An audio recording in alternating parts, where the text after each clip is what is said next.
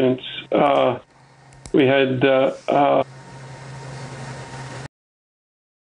I don't think it'd be appropriate for me to describe their injuries right now, but I will say that that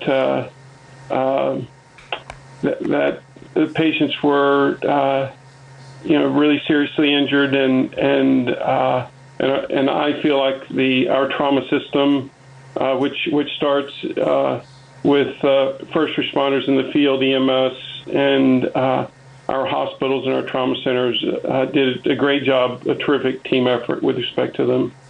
Yeah, I mean, the fact that you have I think you said 3 of the 5 patients that are remaining still in your care are children. Doctor, what are the special considerations you need to take for a child suffering from a gunshot wound? Well, the children have special needs. They're not the same as adults, so they're different physically and have also obviously special psychological needs. So all those things come into play, and we have a terrific team at our Level 1 Pediatric Trauma Center, and so those are the things that go into the care of children, different from adults. Absolutely. Doctor, thank you so much for joining me. I'm going to have to go right now to head down to Sutherland Springs, where we're getting an update from officials. Dr. Ronald Stewart, thank you so much for your time. Let's listen in. Press briefing. Almost 24 hours ago, this community was struck by unthinkable tragedy. And first and foremost, we'd like to keep our thoughts and prayers with the families who have lost loved ones, the victims who were injured, and the entire community who's come together to support each other during this difficult time.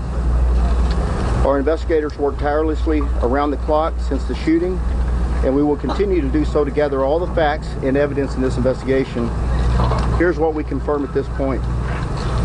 The deceased, there are 26 deceased, 23 in the church, 2 outside the church, and 1 at the hospital. The total wounded include, the total number is 20. There are 6 in stable condition or have been released. There are 4 in serious condition and 10 that remain in critical condition, so this number could rise. We ask that everyone keep them in your thoughts and prayers. The names of the victims will be released as soon as all of the next of kin have been notified. We appreciate everyone's understanding in this sensitive nature and process. The suspect we can confirm is Devin Patrick Kelly. He is 26-year-old white male. He was residing in New Braunfels, Texas. The cause and manner of the death in this, with the shooter, will be determined by a pathologist during the autopsy. However, investigators found evidence at the scene that indicates the subject may have died from a self-inflicted gunshot wound. We can tell you, as in with all active shooter situations, the #1 goal of law enforcement is to neutralize the shooter. In this situation, we had 2 Good Samaritans that did that for law enforcement. This call went out as an active shooter call. Law enforcement was responding, but we know that a local resident that lives across the street from the church heard what was going on. He armed himself with an AR assault rifle and engaged the suspect. They engaged in gunfire here at the church. We know that the suspect was shot when he dropped his assault rifle, jumped in his Ford Expedition and fled the scene. This Good Samaritan, our Texas hero, flagged down another young man from Seguin, Texas, and jumped in his vehicle, and they pursued the suspect. We know during that pursuit, the suspect used his cell phone to notify his father that he had been shot and didn't think he was going to make it. Subsequently, he shot himself, and so as I said, the pathologist will determine the cause and manner of his death. We can confirm that the suspect did not have a license to carry. The suspect did have a non-commissioned, unarmed private security license, similar to a security guard at a concert type situation. There were no disqualifiers entered into the National Crime Information Center database that would preclude him from receiving a private security license. Private security background checks, including fingerprints and a criminal history checks, with the Texas Crime Information Center and National Crime Information Center databases were checked, and he was cleared. I can tell you there is video recording from inside the church that has been secured, and we have viewed the video. The crime scene investigation will go on for days. All the bodies have been removed from the church. Our victims will be autopsied at the Bexar County Medical Examiner's Office. As I said, our suspect was autopsied this morning in Travis County, and that information will be forthcoming. We know you have a lot of questions. We'll answer what we can, but to start off with, I think we're going to go to the special agent in charge of ATF to answer questions that he can answer. His assistance to this investigation, the suspect, and his purchase of the firearms. Good morning. My name is Fred Milanowski. It's Milanowski. I'm the special agent in charge of ATF's Houston Field Division. First and foremost, our hearts go out to the citizens of this community and the victims' families. I mean, it is obviously tragic for all of us. What I can confirm, there was 3 firearms that have been recovered. One was the Ruger 5.56 rifle that was recovered at the scene of the church. 2 additional handguns were recovered from the vehicle of the deceased suspect. One was a Glock 9mm, and one was a Ruger 22. I also can confirm that all 3 of these firearms were purchased by the deceased suspect. And there's been a lot of information in the media and question about the discharge of this individual from the military. What I will tell you right now is that in general, if an individual has a dishonorable discharge from the military, they would be prohibited from possessing or purchasing firearms. In this specific investigation, we are early in the investigation. We do not have all the documentation yet. So until we can get all the documentation to determine exactly what his discharge was, exactly what his conviction in the military, we will not have a determination on if this individual was prohibited from possessing or purchasing firearms. Thank you. Next we'll have the Wilson County Sheriff, Joe Tackett. I think I spoke to most of you this morning. Some things have changed since early morning when I spoke to you, and we will be getting back with y'all later. And if you need to try to contact me, I think most of you did get my telephone number. Right now, our hearts are going out to all. Special Agent in charge, Chris Combs. Good morning, I'm Christopher Combs. I'm the FBI Special Agent in charge.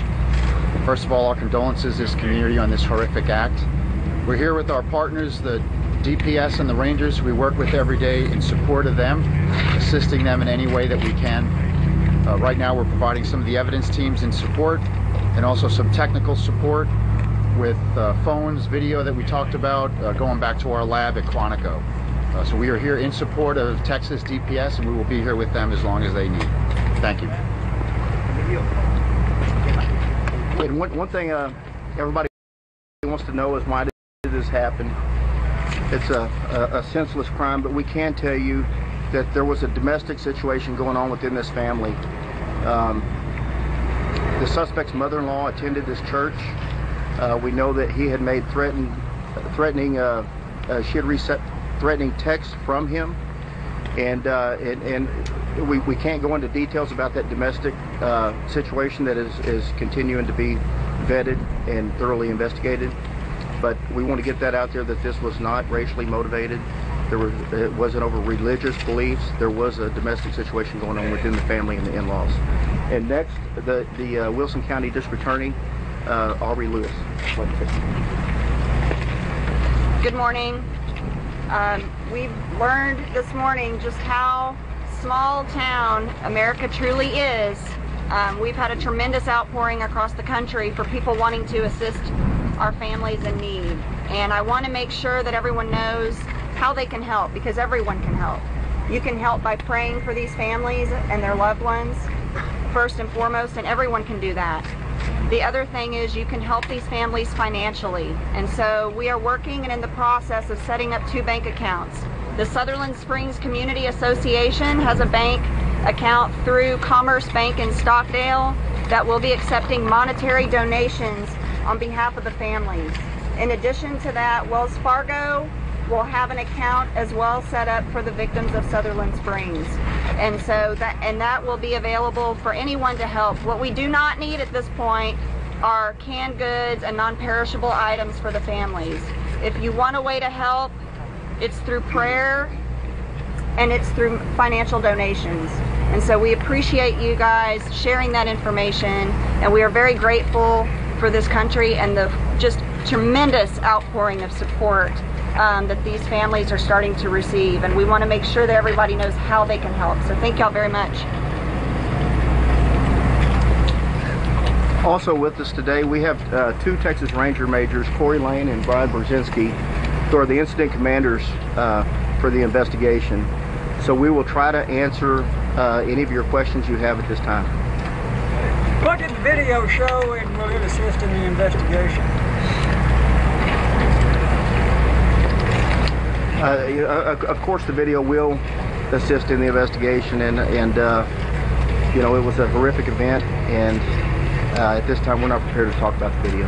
Director Martin, could you explain what happened after the shooting happened? Could you back up a little bit and give us a description? There were reports that he was at the gas station, walked up right behind where you gentlemen are standing. Could you give us a little bit of that? We know he was seen at the Bolero. He was obviously suspicious to others based on the way he was dressed in all black. At that time, I'm not sure if he had the mask on or not. But he was wearing a black mask that had a white skull face to it. Then he drove across to the church, and that's when he exited the vehicle and started the shooting. Was he wearing body armor? He was wearing a ballistic vest with a plate on the front. There was no plate on the back, but he was wearing a ballistic vest. The ongoing domestic situation that we're talking about obviously interests us a great deal. Can you tell us a little bit more on the text they were sent to you? Is it possible, the possibility that the domestic situation led to this? At this time, I cannot. We know that he expressed anger towards his mother-in-law, who attends this church. Do we know if she reported it to authorities before? We don't. Do we know if it had anything to do with this estranged wife? Was it either towards her maybe breaking up the relationship? We can't answer that. One more question. Is it your belief that the suspect would have continued to engage people inside the church and outside had it not been for the Good Samaritan who stepped in? We can only speculate, but you know. Would you call this domestic terror? That would probably be a better question for. When did he buy the weapons? When did he purchase the weapons? Let him answer this. What's your name? Would you call this domestic terror? No, at this time we do not have a terrorism investigation open. The Rangers are the lead. They have the investigation, and we're supporting them. And what's your name? Chris Combs with FBI.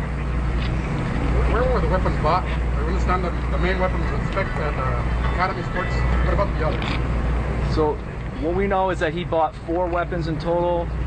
2 of them were bought in Colorado. 2 of them were bought here in Texas. When were they purchased? There was there's 1 purchase per year in 2014, 2015, 2016, 2017. When in 2017? Could you describe the events as he walked into the church?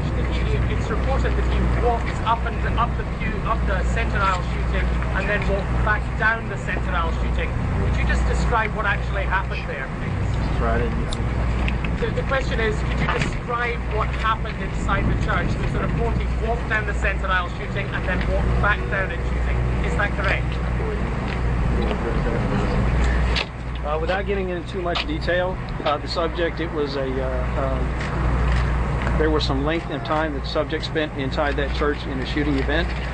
He moved around freely inside the church, but I'm not going to get into his exact dynamics within the church. Has the pastor and his wife... Last question, ladies. The last question. Has the pastor and his wife returned from the academic trip? Are they months? Yes, the pastor has returned. Can you describe what they're going through right now? I can only imagine what he's going through.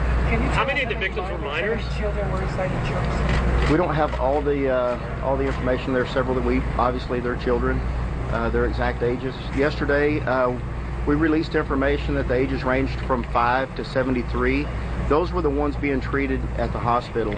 Inside the church, the deceased actually range from 18 months to 77 years of age. Real quick on Ladies that. and gentlemen, we will tweet. Follow us on Twitter, please, and we will tweet something as well. We plan on having a press briefing around 7 o'clock this afternoon. Just a quick point of clarification. There's 3 Academy stores in San Antonio. Do you know which one the weapons were purchased at, just so we're correct on that? We're not going to release that information. What's your name? Okay, ladies and gentlemen, thank y'all for coming again. We will brief you again. My name's Freeman Martin, F-R-E-E-M-A-N, Martin, M-A-R-T-I-N. Hey, and with that, y'all, we would like to close in prayer. What is your title? All right. Well, what we have been listening to right there is an update from Texas officials in Sutherland Springs, Texas, on this horrific shooting. I'm not sure if we have the audio anymore of that, but anyway, we'll continue. A lot of information coming out, none of it uplifting in any way, shape, or form.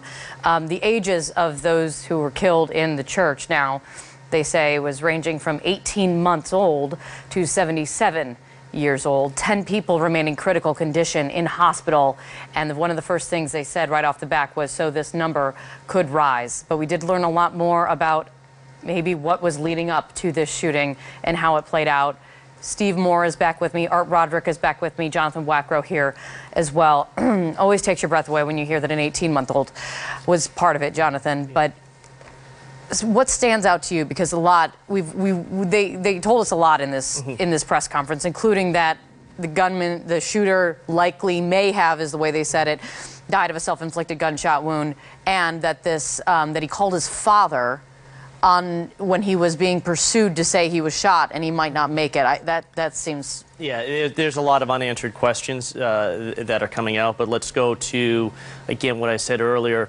You know, this individual showed up to this church, you know, with multiple weapons, with body armor, with tactical gear. He had some sort of motive. What was it? We're looking at, you know, a possible answer is the in-laws, his estranged wife. Again, in the infancy of this investigation, this will start to come out and build a better, clearer profile.